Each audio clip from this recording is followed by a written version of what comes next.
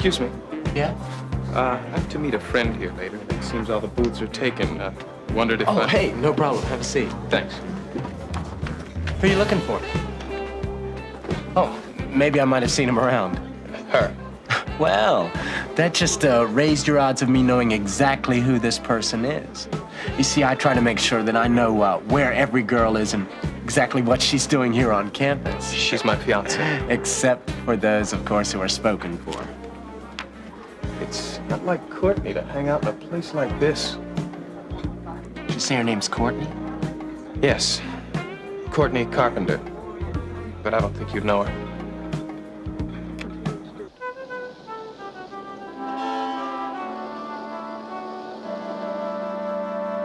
But Stacy was just telling the truth. The day after I was arrested, I couldn't swear that I hadn't committed the murder. I didn't know where I was, how I got there, or what was going on. Well, we've certainly got that well established.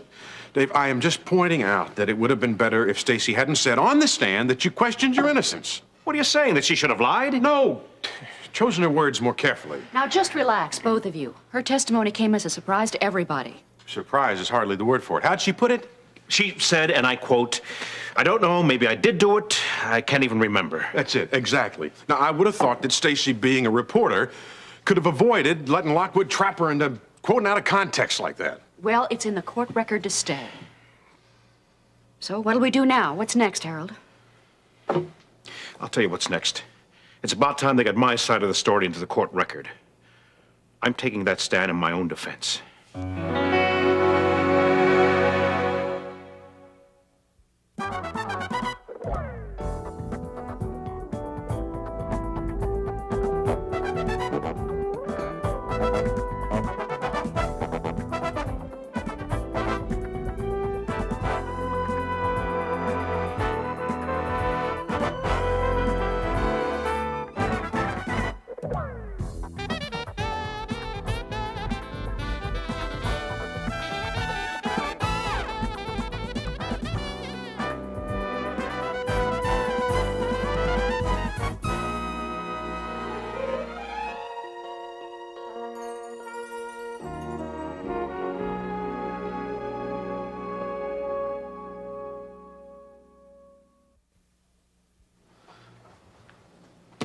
You gonna make your own defense? Come on, Dave. Lockwood will tear you apart if you get up on that stand. Look, Harold, you're my lawyer and you're doing a good job, but I just feel that I can make some points. Make some points?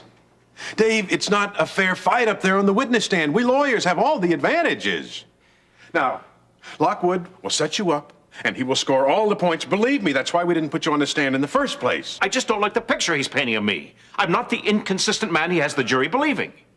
The verdict is far from in. How do you know what the jury's thinking? I don't know what they're thinking, but I do know that you're worried, Harold.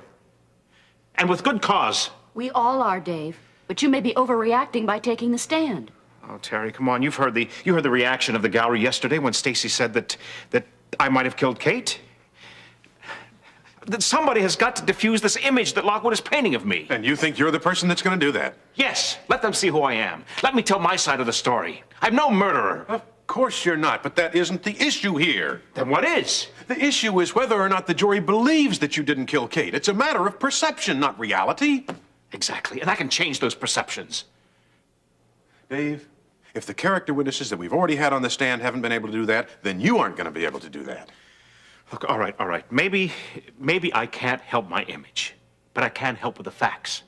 Namely, I remember more about what happened that night now than I did the night I was arrested. Andrea Summers helped you remember that, didn't she? Exactly. When I heard her testimony, all kinds of things kept coming back. And I'm certain that I did not go into Amber's apartment that night. The last thing I remember is driving into her parking lot. And I swear I did not go into the building. Well, that would certainly make you a more credible witness. Of course, I'd make a good witness, Harold. That's true. What do you think, Harold? What do we got to lose? I think you two are talking about this thing like Dave is running for class president, not on trial for murder. Now, I'm sorry, Dave, I am not going to put you on the stand. Harold, Stacy was our ace in the hole. You said that. But after her testimony yesterday, well, I can't see that we have any cards left. You have got to let me testify. And see Lockwood have you for breakfast? No way. Yeah, it's Stacy. Hold on. It's for you. Hello, Stacy? Listen, I have to see you right away. I can't talk long. Well, sure, honey, fine. Why don't we meet for dinner tonight? No. I have to see you right away. Before this afternoon's court session.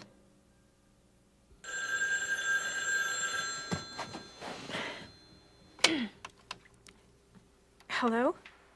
Nancy, Yes, who is this? this is Doug. Doug Hughes? Doug Hughes. Why are you calling me? Nancy, stay where you are, okay? I'm coming right over. I need to talk to you about a few things. Well, wait a minute, Doug. I really am...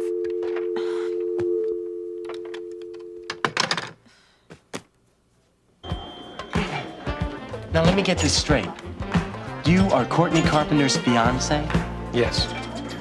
You two are engaged? Well, that's usually what fiance means. We have been for over a year now. What do you know? Our little Cinderella has a prince. What'd you say? Nothing.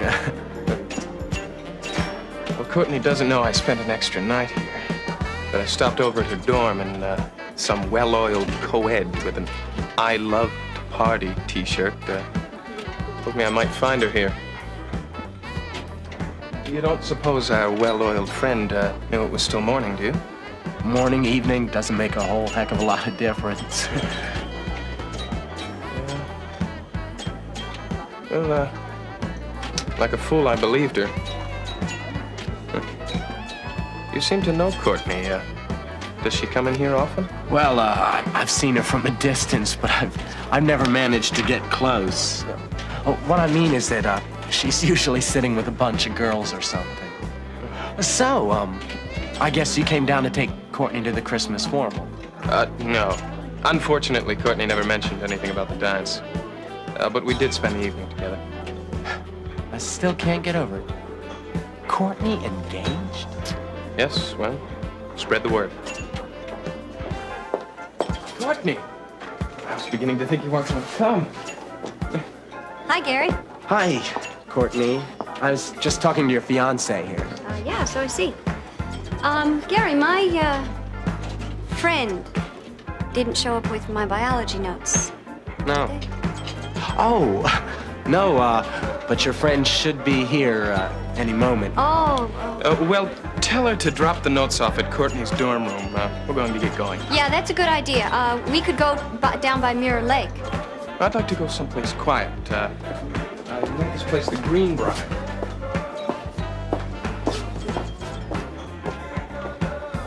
Yeah, it's good to see you too. What's her deal? She didn't even say anything. Got a problem, Pete.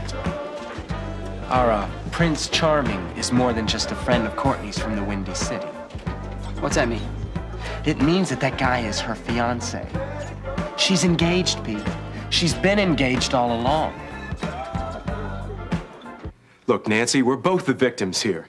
Now, I'm not saying we're innocent, but I do know that we're the victim of Dan's manipulation. What manipulation? What are you talking about? Come on, Nancy, don't make this more difficult than it already is. What do I have to do, draw you a picture? Well, maybe you ought to spell it out. Come on, I mean, it's as plain as day. All right, okay. I first found out about this. I thought something was funny when Ben told me that you announced Dan was gonna marry you. Well, now, I know Dan and Julia have been having their problems, but I mean, they're birds of a feather. They think alike. I knew they weren't gonna split up. Well, that's not what Dan told me. Yeah. Do you believe everything Dan tells you? Well, no. Don't you see? That's why I came over here. I didn't want to tell Dan, because he would have come over and told you everything I'm about to tell you is a lie. Nancy, it's not a lie. Look, I don't know how to tell you. Look, Dan's proposal is nothing but a charade. I know this is difficult for you to accept. But, come on, I mean, you must have realized something was wrong. Yeah, I did. So I suppose Ben knows all about this, right? I'll probably either tell him later today or tomorrow. Not really in a hurry, if you know what I mean. No, I think when you tell Dan that you're going to drop this suit, Ben will find out everything soon enough.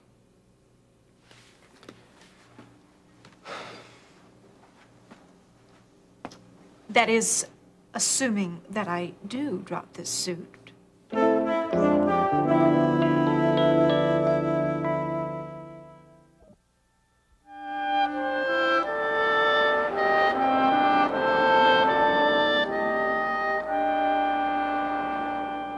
If? What do you mean, if? You gonna let Dan get away with this? It's not Dan that I'm thinking of. It's me. Exactly. And he has played you for a fool. Don't you understand? I just can't go out and get another lawyer just like this. Another lawyer? Yes. If you think that the only reason that I've had Dan around all this time is because of the relationship, well, then you're wrong. And as a matter of fact, as soon as I confront him with this situation, maybe our romance will be over. But I still have to continue with this lawsuit. What? What are you, living in a fantasy land? When the Bar Association finds out about Dan's little scheme, he's gonna be out on his ear. The only practicing he's gonna be doing is with his backhand. And while we're on the subject, how can you possibly still want to prosecute Ben? Well, because from what Dan told me, he could have killed me. You wouldn't even be here if it wasn't for Ben. Yes, but Dan told me that. Look, the I don't care what situation- Dan told you. He lies. He lied about divorcing Julia and marrying you. He's lied about this case.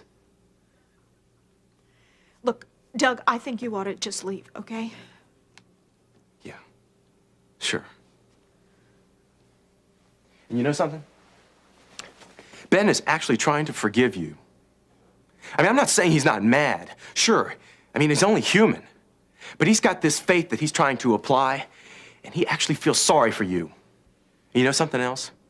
If I had to choose which one really loves you, it certainly wouldn't be Mr. Myers.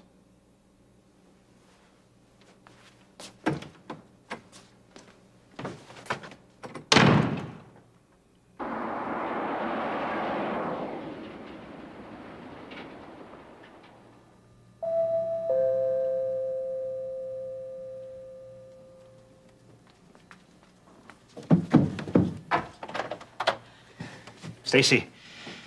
Dad. Well, I'm getting pretty cold lately. Yeah, I sort of like it, though. The cold air feels good. Yes, I guess it does. Won't be too long till we all get tired of it, though. Stacy, I know you didn't call me over to talk about the weather. No, I didn't. Well, what's the trouble? I mean, even Russ told me this week that he was worried about you. Well, Russ would say something like that. He's really watching out for me. Well, it's nothing major, though. He just caught me on an afternoon when I was all wrapped up with Alice. What? Oh, it's Alice in Wonderland. I'm rereading it. That book has the most wonderful effect on me, the way it makes fantasy so real. Stacy, about the trial, I'm going to take the stand today. It's because of me, isn't it? Because of what I said yesterday? Well, to some degree, but I've been wanting to. I ruined your defense, didn't I? Stacy, I understand the pressure you were under up there. Dad, don't forgive me. I don't deserve it. Don't say that. You were under oath. You had to tell the truth. The truth! The truth is that you didn't kill Mom, and what came out of my mouth isn't going to help convince anyone of that. Stacy, what's going on? Why did you ask me over here today?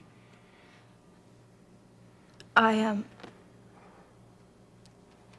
asked you over because I wanted to apologize.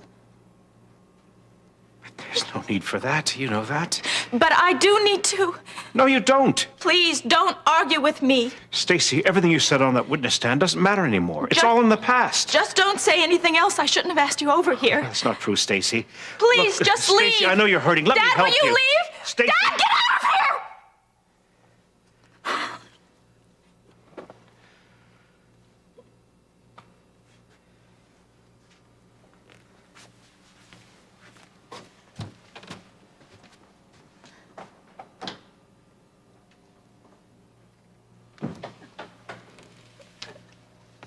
Why can't I? Why? This coffee tastes like it was made last Tuesday. Can you get me another cup, please? Yes, sir. I'm sorry. Miss? Things are really provincial around here, aren't they? Quaint would be a nicer term. Quaint. Yes. Did you talk to your father? Of course. I mean, that is why you stayed an extra night, isn't it? To cajole him into convincing me that we were meant for each other. You know, sometimes you floor me, Courtney. The way your little mind works. I stayed an extra night to spend time with you. And sometimes you floor me, Vaughn, with the way your mind fails to work at all.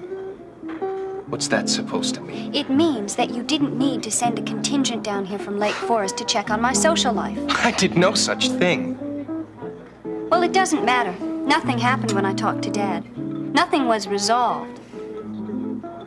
I know he likes you. He didn't have to fly down from Chicago to tell me that. I don't know where you get this idea that we're all chasing you. Well, now, what am I supposed to think? I come down the stairs expecting my date for a school dance, and I find you there instead. Oh, this is all really ridiculous when you look at it. What? Well, I have a harmless date with a good friend, and it's as if I've caused the Dow Jones average to tumble, 50 points. Well, there are business considerations, but may I modify the scenario just a bit? I came down to Kingsley to see you, period. That date was just poor judgment on your part. And Preston has been intending to see your uncle for some time now. But let's not evade the issue. Oh, no, let's not. You know, sometimes, Vaughn, you treat me like I'm your little pet that you can just drag around with you wherever you want. Well, the truth is you can't. Here you are, sir. Thank you. Look, Courtney, why do we fight like this when we know how much we love each other? I mean, I know you love me. I think sometimes you have trouble admitting it to yourself. But why don't we let this love grow naturally? When you insist on bringing these so-called friends into our relationship, you can do nothing but stifle that growth. You sound like a sick romance novel. Let me tell you what's being stifled, Vaughn. My freedom. Look, I feel like I can't breathe around you. Oh, I don't know what it is. We have had some good times together, but you and the North Shore and my father's business concerns, they're all hemming me in, and I feel like I can't breathe. I have a life to live, Vaughn. You're not letting me live it. Oh, I'd love to. But look what happens when I do. You run off to this nowhere college, where students think that social development occurs by getting drunk and throwing up on a friend. You didn't leave. You got lost, Courtney. Well, maybe I am lost, Vaughn. But let me tell you something. I'm going to stay here until I find my way out. On my own. How am I supposed to take that? That I've been written out of your life? Not written out. Just, well, appearing in a later chapter. I'm not following you. Look, it's simple. We're still headed for the same destination. I'm just taking a detour for a while. I'm not asking you to get out of my life completely. Just please don't put me in a box. I need my freedom. And what am I supposed to do while you're finding yourself in this plebeian maze? I don't know. But Vaughn, if you love me, you'll give me that freedom. So that you'll be free enough to come back to me on your own. For now, that's exactly what I'm saying.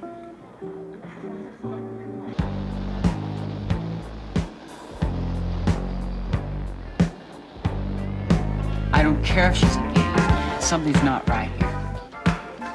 Pete, for your own sake, don't go getting messed up with girls who are engaged. I mean, this is not high school. Engagement is almost permanent. It's like serious. She doesn't even want to be near the guy, I can tell.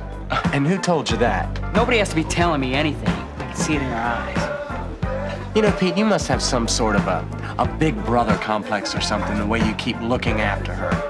Every time some guy shows the least bit of interest in her, you automatically assume that he's bothering her. Have you ever stopped to think that maybe she enjoys some of these suitors?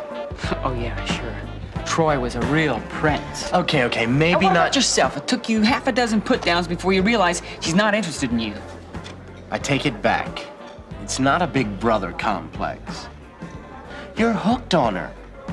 Hey, exactly what transpired that night during that secret rendezvous I after told the you dance? everything you need to know about that night. There's something wrong with Vaughn. Something's not right. You're getting that righteous indignation look again, Davidson. What are you planning to do? It's like I say, something's not right. I can feel it. You know what? I think it's time somebody talks to this guy.